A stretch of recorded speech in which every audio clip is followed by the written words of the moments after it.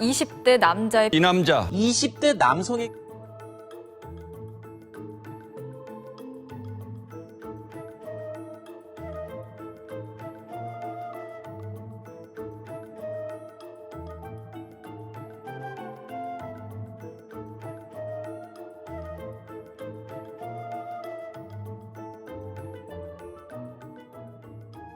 안녕하세요. 시사인의 김다은 기자입니다.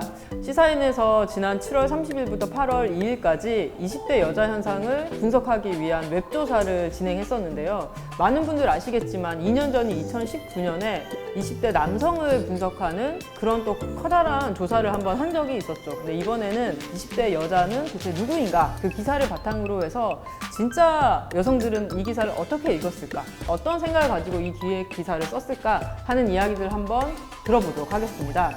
오늘 기사를 쓴 두 기자와 함께 또 여성현실연구소의 권김현영 소장님과 함께 이 이야기 나눠보죠. 시사인 김은지 기자라고 합니다. 안녕하세요. 여성현실연구소의 권김현영이라고 합니다. 반갑습니다. 먼저 사실 저희 이 기획 기사가 두 편에 걸쳐서 나갔는데 약간 부담감이 있진 않으셨는지요? 제가 이제 기자 생활을 10년 넘게 했는데 밤을 새서 기사를 써본 경험이 정말 처음이거든요. 그러니까 그 정도의 좀 부담감을 줬던 건 사실인 것 같아요. 근데 이제 4.7 재보궐선거의 이 15% 여자들의 거대 양당에 찍지 않는 숫자가 나오면서 저희 편집국에서도 이제 이 이야기 집중하자라고 하는 건데요. 근데 지금 말씀하신 그 15%라고 하는 수치, 권김도 그 15%가 되게 중요한 수치라고 생각은 하셨습니까? 저는 사실 지금 현실 정치에서는 별로 중요하게 안 다루고 있지 않나. 그 20대 여성들이 2015년 이후에 굉장히 명백한 사회와 관련되어 있는 목소리를 집단적으로 냈는데 굉장히 사실은 눈에 띄었는데도 불구하고 사실 이게 선거판에서 20대 남자 지지율이라고 하는 방식으로 드러났을 때 이게 이제 그들이 개별적으로 혹은 집단적으로 조직을 하지 않아도 이게 이렇게 도드라질 수 있구나라고 하는 걸 알게 됐고, 그러면 20대 여성들이 뭔가 도드라지려면 지금의 양당 선거에서 지금까지와 다른 종류의 투표율을 보여야지만 드러날 텐데 20대 여성들이 지금 국힘을 찍겠냐고요. 국힘이 지금 이렇게까지 여자를 정말로 패대기를 쳐도 이렇게 패대기를 치고 있는데, 그러니까 20대 여자들이 드러날 수 있는 방법이 별로 없겠다라고 생각을 하던 차에 이 회색지대를 15% 만들었다라고 하는 것이 정말 중요한 이런 기획을 시도하게 만들었던 거의 유일한 길이 아니었는가, 그 부분에서 되게 중요했다고 생각하는 거죠. 기사 내용으로 본격적으로 좀 들어가 볼게요. 사실 저는 기대를 했습니다. 그러니까 김은지 기자의 첫 기사의 첫 문장이 뭘까? 그 첫 문장을 제가 읽어보면 20대 여성 10명 중 4명은 자신을 페미니스트로 생각하고 있다. 이 문장으로 딱 시작을 합니다. 누구는 생각보다 적다고 생각할 수도 있을 거고요. 또 누구는 생각보다 그렇게나 많냐? 이렇게 보실 수 있을 텐데요. 평균이랑 한번 비교해보면 분명히 많은 숫자거든요. 그러니까 평균이 20% 정도대인데 이것이 2배 이상으로 나왔기 때문에 굉장히 많은 숫자다 우선은 보실 수 있는데, 게다가 제가 이 숫자에 되게 놀랬던 거는 그 시기 때문이에요. 그 당시가 그 하계 올림픽을 하면서 안산 선수가 페미니스트냐 아니냐 이런 논쟁까지 있었거든요. 여튼 그 당시의 상황에서는 페미니스트란 단어가 굉장히 일종의 이렇게 다 좌표 찍혀서 빨갱이, 종북, 과거에 이렇게 사회적인 배제를 했던 단어 마냥 쓰이고 있다는 게 굉장히 놀라웠었는데요. 근데 이 시국에도 10명 중 4명이 이렇게 답할 수 있구나. 그래서 저는 가장 좀 인상 깊은 데이터였거든요. 2020년 3월에 코스모폴리탄이라고 하는 잡지에서 독자들을 대상으로 당신은 페미니스트냐고 말하고 다니는 편이냐라고 하는 굉장히 수위가 높은 질문을 했죠. 거기에 56%가 답을 한 거예요. 놀라운 건 사실 여성 잡지 독자들이 페미니즘과 가장 거리가 먼 존재들이라고 보통 생각합니다. 그 여성 잡지에서 2030 독자들이 56%가 말하고 다닌다 이 대답을 2020년 3월에 했다는 거예요. 그러니까 진짜 놀라운 일이었던 거죠. 그런데 김은지 기자 말씀하신 대로 2020년 3월은 텔레그램 엠번방 사건이 한참 사회적으로 이제 굉장히 많이 집중도가 있었던 상황이었고, 그 전엔 미투 운동이고, 그런데 지금은 페미니즘에 대한 백매치가 한참 되고 있는데 그때도 그렇게 많이 빠지지 않았다라고 하는 부분이 좀 고무적인 수치인 것 아닌가, 제 입장에서는 고무적인 수치가 아닌가 하는 생각이 들었습니다. 저희가 그 다음에 바로 나왔던 얘기가 뭐였냐면, 그렇다면 페미니즘 대체 뭐냐? 뭐라고 생각하길래 당신들은 스스로를 페미니스트라고도 말할 수 있는가? 이 지점이었습니다. 이 문항에 대해서 좀 어떻게 설계된 건지 김 기자님이 조금 설명해 주시죠. 그러니까 사전 인터뷰들을 좀 했어요. 그 20대 여성들을 만나서 어떤 질문들을 좀 물어봐줬으면 좋겠냐, 혹은 너네가 생각하는 지금의 페미니즘은 어떤 의미냐, 기타 등등 이야기를 좀 나눴었는데, 그때 이제 들었던 생각이 각자 이야기하는 페미니즘이 좀 다른 정의들이 좀 있구나라는 생각을 했고요. 사실 여성들 내에서도 다 다른 페미니즘을 말하고 있다는 생각도 많이 드는 거죠. 그러니까 어떨 때는 너무나 레디컬한 어떤 주장들도 사실 페미니즘 이름을 갖고 얘기되고 있으니까요. 저희가 감정 온도를 또 살펴본 게 있었어요. 어떤 계급들에 대한. 남성에 대한 감정 온도가 상당히 낮은 편인데 이것은 짐작하셨던 바인지요? 그렇겠죠. 근데 굉장히 사실 튀는 수치 아닌가요? 네. 그 남자들은 페미니스트 여성을 안 만나겠다고 하고 있잖아요. 그래서 둘 사이의 거리가 진짜 지금 먼 상태인 거예요. 지금의 20대들이 서로를 굉장히 저어한다라고 하는 거에 대한 가설이 여러 가지 이 표에서 증명되더라고요. 이게 한편으로는 20대 여성이건 뭐 50대, 60대 여성이건 여성이 남성을 좋아하지 않을 수 있다라고 하는 것이 한 번도 집단적으로 저는 얘기된 적이 없다고 생각하거든요. 기본적으로 여자들이 다 남자를 사랑해야 된다고 생각해 왔는데 난 그건 동의하지 않는다. 저는 이런 선언 같아요. 이게 왜냐하면 이 앞에 있는 다른 조사에서는 페미니즘이 남자를 혐오하는 거라든지 여기는 굉장히 낮은 동의.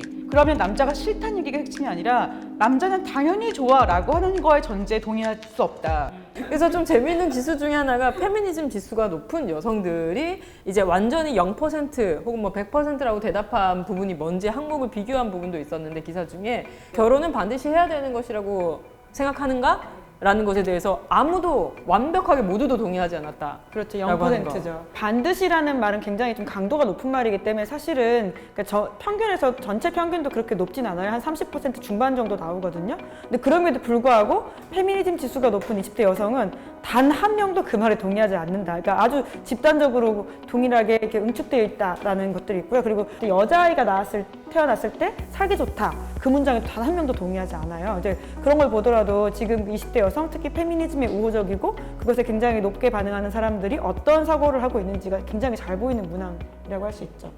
저희가 좀 이 20대 여성들의 그러면 구체적인 이야기를 그들의 목소리로 직접 들어봐야 되지 않는가 이런 생각이 또 듭니다. 그래서 한번 좀 초대를 해보려고 합니다. 두 분 좀 나와주시죠, 무대 위로. 최한솔이라고 합니다. 이윤기입니다.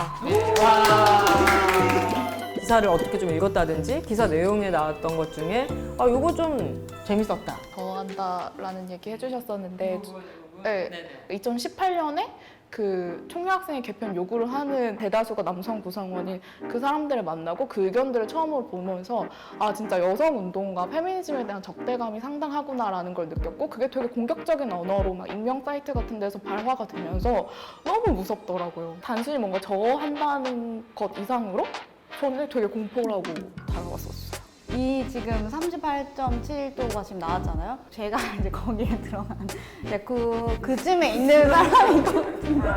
그 강남역 살인 사건 이후에 이제 좀 페미니즘 리부트 물결이 확 오고 난 다음에 스스로 계속 정체화가 점점 됐고, 이제 그 이후로는 뭔가 보이지 않던 것들이 이제 연애를 하면서 보이게 되잖아요. 점점 그 남성 파트너와 계속 싸우게 되는 일이 잦아지고, 이제 그러다 보니까 이제 내가 만나는 사람 자체가 되게 옛날이랑은 다른 사람을 계속 찾아서 이렇게 만나게 되는 거예요. 아까 이제 선생님 말씀하셨던 것처럼 예전 같았으면 그래도 남성들과 잘 지내봐야지, 또 남성에게 사랑받는 여성이 되어야지라고 하면서 그 갈등의 지점에서 나를 계속 양보하는 게 있었다면, 지금은 사실 용납할 수 없는 명확한 선이 있다라고 하는 그 기준들이 좀 더 확실해진 부분?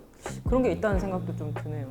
20대 남성과 20대 여성의 차이가 있는 것처럼 20대 여성들에게도 차이가 있는데, 뭔가 이 차이들이 잘 설명이 되지 않았다라는 생각도 들었고, 근데 그래서 그 이후에 그러니까 강한 페미니즘 지수를 지닌 여성들이 되게 더 집단적인 의견들을 얘기를 하잖아요. 여기에 대해서는 되게 동의를 하고, 저 같은 경우에는 되게 주변에서 실감하고 있는 내용들이고, 이게 좀 정치인들에게 좀 전달이 됐으면 좋겠다는 생각을 했었어요. 저도 항상 투표를 할 때마다 되게 내가 시민으로서 어떤 영향력을 행사하는데 이게 영향력이 이렇게나 미미하다니 라는 이런 자책감들이 사실 지치게 만드는 것 같기도 하고요. 그래서 이런 것들을 좀 주의 깊게 봐주셨으면 좋겠다. 또 대선을 앞두고 있는 시점인 만큼 이 20대 여성이라고 하는 존재가 어떤 정치적인 어떤 하나의 집단으로서 대표성을 가지고 정치적인 어떤 발언들을 할 수 있는가 그런 이야기로 그럼 한번 좀 넘어가 보도록 하겠습니다. 그러니까 한국 같은 경우에는 진보 보수라고 하는 식의 이 구분이 사실 뭐 통일이라든지 북한과의 관계라든지 이게 굉장히 중요하지만 사실은 이 연성화된 의제들이 지금은 훨씬 더 중요한 의제가 된 지가 오래됐는데 지금 한국의 주요 양당에서는 페미니즘과 관련된 얘기를 그냥 가능한 조용하게 만든다라고 하는 게 더불어민주당의 일종의 전략이기도 하기 때문에 미국에서는 이 질문으로 사실 진보 보수를 나눈다는 거예요. 흑인이 현재 차별받고 있다고 생각하십니까? 근데 그 지지의 아주 큰 여부가 트럼프를 지지하는지 바이든을 지지하는지 나뉜다라고 하는데요. 지금의 이제 한국의 현실에 대입해 보면 여성이 차별받고 있다고 생각하십니까에 대해서 정말 20대 여성들은 당연한 거 아니야? 라고 이야기하잖아요. 근데 20대 남성은 아니 이제 그런 시대 지났어 라고 이야기하는 것처럼 이게 진짜 명징하게 투표 성향에도 영향을 미칠 거다 이렇게 분석을 하는데 저는 이번 앞으로의 선거에서의 투표 성향들을 보면 그 예측이 얼마나 맞는지 충분히 볼 수 있을 것 같다는 생각이 들어요. 네, 여튼 최종적으로는 20대 여성을 부유하는 심판자라고 하는 명칭으로 이제 정의 내리고 있죠. 부유하는 이란 단어도 되게 중요한 것 같고 뒤에는 심판자라고 하는 것도 굉장히 중요하다는 생각이 좀 들어요. 말씀처럼 이 페미니즘 혹은 안티페미니즘이라고 하는 것이 정치적으로 우리가 어떤 선택을 할 때 이제는 뭐 그냥 어떤 취향이나 약간의 성향 같은 것을 의미하는 것이 아니라 하나의 이념처럼 굉장히 중요한 정치적 잣대가 되고 있다라고 하는 걸 좀 느끼게 되거든요. 정치적 백래시에 대항할 수 있을 정도의 강력한 심판자가 될 수 있다고 보십니까, 선생님? 그렇게 되려면 좀 미디어 환경이 조금 더 이 문제를 명확하게 만들어야 된다고 생각해요. 여성이 차별받고 있다라고 하는 거에 동의하는 사람은 어디 뽑죠? 뭐 정의당을 뽑나요? 뭐 어딜 뽑나요? 그게 없는 게 지금 핵심이었던 것 같아요. 그래서 부유하는이 아니라 의견이 분명히 가지고 있는데 그걸 대변하는 정당이 없다라고 하는 것으로 저는 조금 더 명확하게 정치권에 책임을 주고 그거에 대한 의견을 이야기하는 이제 저널리즘에 사실 약간의 각이 좀 더 만들어졌어야 된다. 그래서 부유한이라고 하는 말에 약간 망설임이 있으셨던 게 아니냐라고 생각합니다. 잘못했습니다. 잘못했습니다. 네, 숙제를 또 이렇게 하나 아이템을 주셨네. 앞으로 뭘 해야 될지.